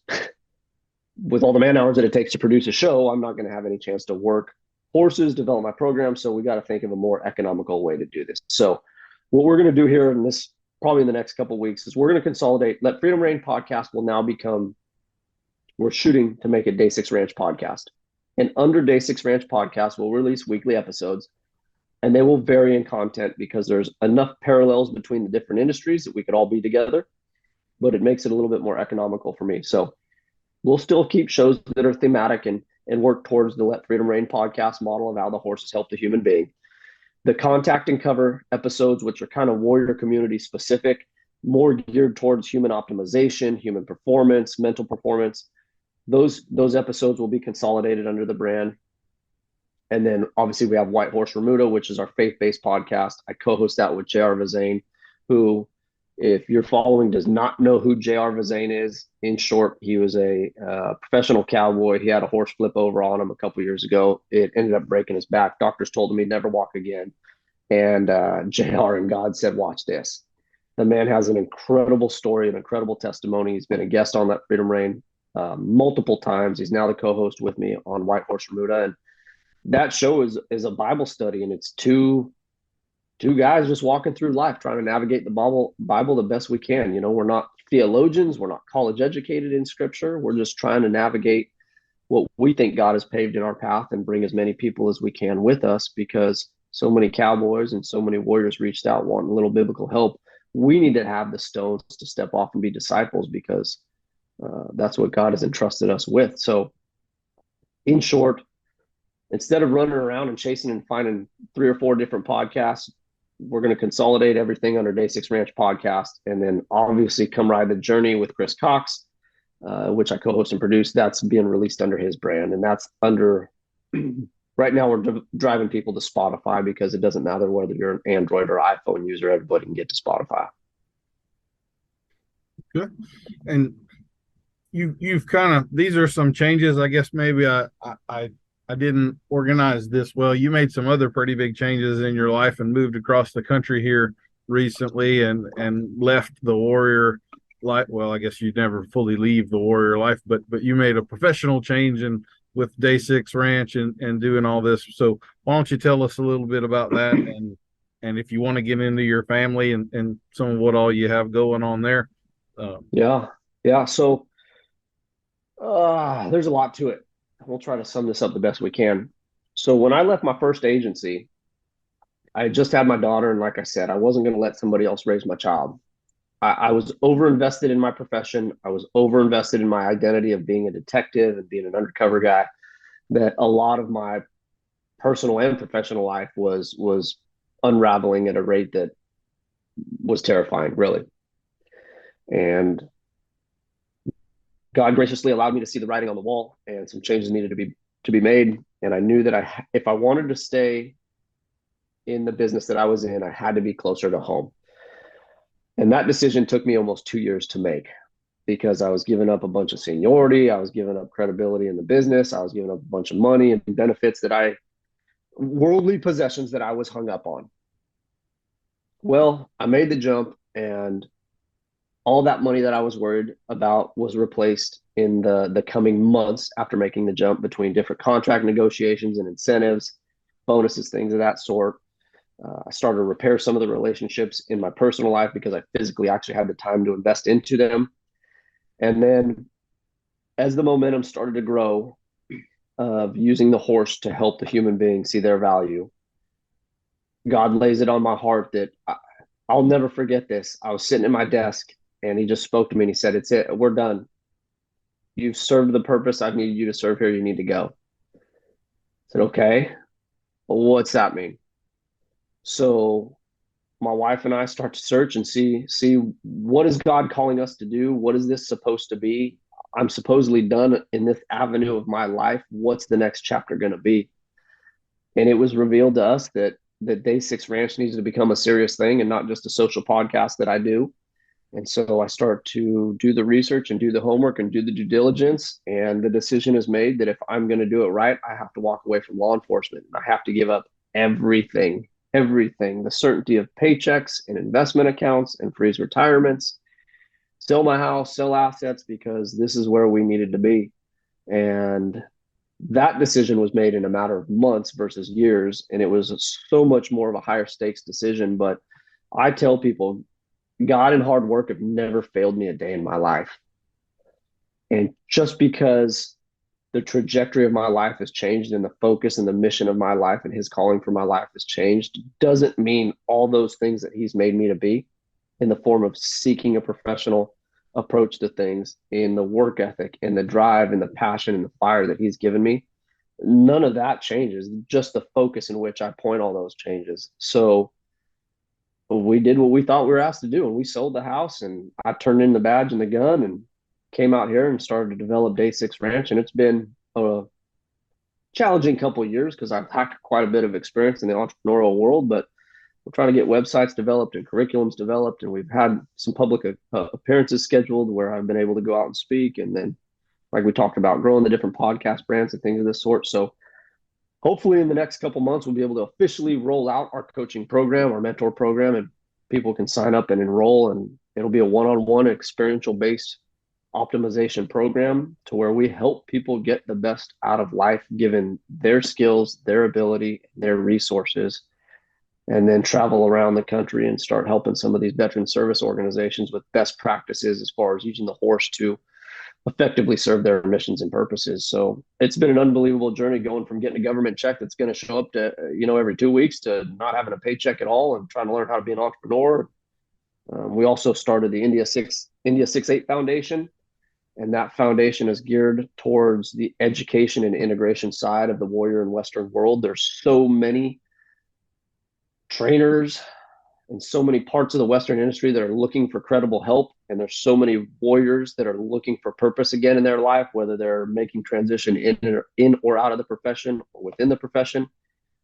And we saw the characteristics in which that make up the warrior and the Western person are so common that our job is to kind of bridge those gaps. And the foundation was started a couple months back, and we're still waiting on the IRS to bless us with that 501c3. But we've already started to try to integrate and show our influence. We took a huge group of first responders and veterans out to Road to the Horse this last year, and we helped with part of the ground crew and running the arena logistics and operation side of thing. And we've started to get some vets connected with different trainers across the country and get them poured into. And so many of them are coming back now, texting us like, I've been lost for years after I came back from a deployment. And as soon as I sat in that saddle, I knew this is where I needed to be. And to think of God's grace and giving me the ability to make those connections and to bridge that gap to give an individual to find purpose. Because it's not about it. It is about the individual, but it isn't. Like the guy that I'm talking about who said he found his place in the saddle again, it's like, if he would have gone astray and left to fight his own battle alone, his children are going to be raised in that environment. And then what are those children going to be subject to? Right. And the trickle effect is just going to have such a negative impact. But now they're going to get a father that's going to be highly involved, highly engaged, have a better skill set to raise these children in. And that's where we're trying to really make the impact, because the warriors are such highly functional human beings who have bared an incredible burden that sometimes they just need a little polishing on that brass for everything to shine through again. And that's where we're trying to systematically make the change and really impact the world in which we live.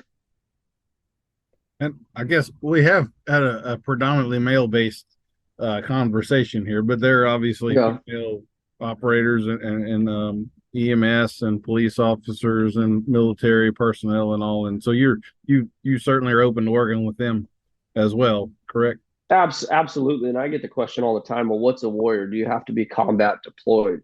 And I'm thinking, if you look at what represents a warrior, does a single mother not represent that?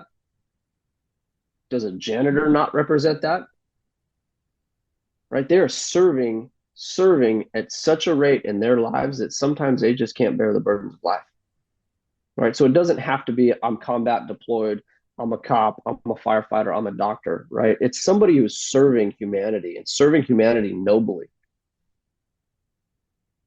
And despite the professional experience of that individual, we all have our own internal struggles and battles. And like I said, yes, my skill set is geared towards the warrior community. And it doesn't matter whether it's male or female.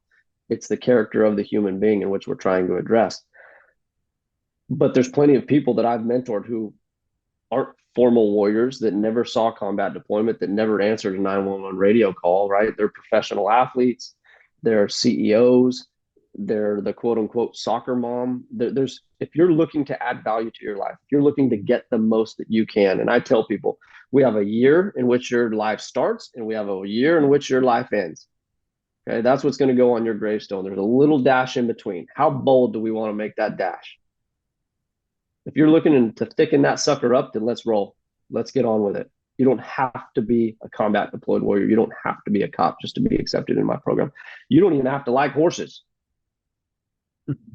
Right? If you're looking to get more out of life and optimize your ability to be an asset to serve your community, then let's roll.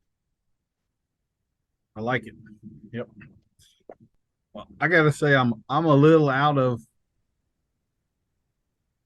topics without opening a much larger can of worms here. And I don't want to monopolize your time. We're about 2 hours in at this point. What are your thoughts? Is there any question I haven't asked that you wish I had asked, or topic to cover that you'd like to discuss? Or I think we got the bases covered from my opinion, or my aspect of it. I am very much open to follow-up episodes. If you're going back through and you listen to this and you think we need to develop other points, then hit me up and let's do this again. Because the way I see it and the way I've always seen it in life is that I would rather take 6 teammates and go shoulder to shoulder who I know are on the same mission and warpath than take 100 people who have mediocre commitment. Right? So you and I, we met for a reason. We align for a reason. We see eye to eye for a reason. So if there's anything that I can do to support you or your brand with follow-up episodes, then let's do it. If we can partner together for events, let's partner together for events. Because really, for me, it's just showing people their value, and it doesn't. I've had my day in the spotlight. I don't need to be the man. I just want to help serve human beings the best I can. So um, I'll just leave that as an open door, man. Yeah. And I guess one other, just a quick, you're now in Texas, is that right? Yes, sir. We're in North Texas. Or most of your services do not have to be face to face, though. You're No, open. everything is no. The coaching program is an online based program, so you could be anywhere in the world, and we could serve a purpose. And even the in person events, yeah, there might be some logistic challenges, but if we need to do something in person in the form of a speaking engagement or a group mentoring or coaching session or clinic, then by all means reach out. That's not just because you're not in North Texas doesn't mean that we don't have access or reach or we can't get connected. Yeah. These Zoom conferences really they have tremendous capabilities and all, and it really is. I mean, I haven't released the episode yet, but I did one not long ago with a guy in Romania, and No here we way. are having a face to face live conversation, and he's That is another cool. continent. I did a live lesson with a lady in Canada. Her husband just held up an iPad No kidding. and we wound up. I told her I thought her horse had some neurological problems, and she wound up taking to the vet. He agreed, and now the horse is on a treatment path, and she's been having troubles for 6 months, and we solved it in one live lesson where Dang, I could watch it that is with my powerful. own eyes. This is really a pretty cool time we live in, although technology can certainly be a pain in the neck at times. So Yes, yes. anyway, well, Jason, it's been a very enlightening conversation. I appreciate you coming on. I definitely would like to chat with you in the future as you get more of these things opened up and going forth. And I certainly applaud what you're trying to do. That's definitely a community that deserves to be served, and I think is not served to the degree that they should be an awful lot of times, particularly the military community. I mean, a tremendous part of the homeless population and all are vets, and that's just an absolute travesty and a black eye on our entire society for allowing that stuff to happen. So I'm proud to know you, and I'm fully on board with your mission. I'll return the favor. If there's anything I can do to help you with that deal, I don't know what that would look like, but if you see a thing where it looks like, hey, Daniel could do something here, it's a yes. Just let me know where I need to be and what I need to do, and I'm glad to do it. So No, I appreciate that, and it's been an honor to be on the show. And I'm very grateful for your friendship. And I truly believe that your education and the approach that you take in educating horsemen on what a bit really is and what it should be is a profound gap that needs to be filled in the horsemanship community because we have that very stereotypical answer of we're not getting control, so let's get a bigger bit. And you very articulately break that down and make it very palatable to where it's effective. And really, I mean, so much of this episode has been based on service. You know, that is a service that you're providing the horsemanship industry that will leave a lasting impression for generations to come. And it's a profound thing that you've done in pursuing that education because there's a lot to it and there's so much marketing involved.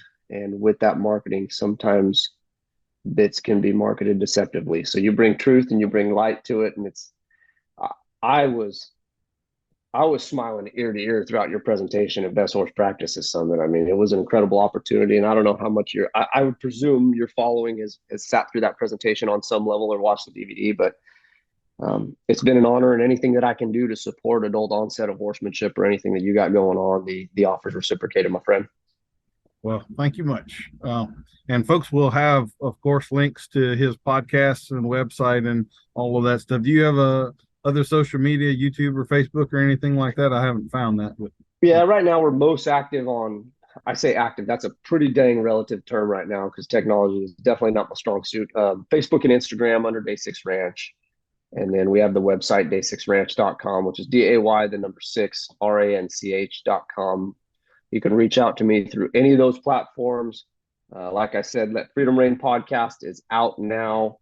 We just released a pilot series for White Horse Remuda under that brand. And then Contact and Cover will be coming soon. Come Ride the Journey with Chris Cox is out now on Spotify. So those are some of the podcasts that I've been involved in as far as hosting, co-hosting, or producing. All right. Well, thank you, Jason, and we'll definitely be back in touch down the road. So hope y'all enjoyed this one. We'll see you next week for another episode of Adult Onset Horsemanship. I've been your host, Daniel Dolphin.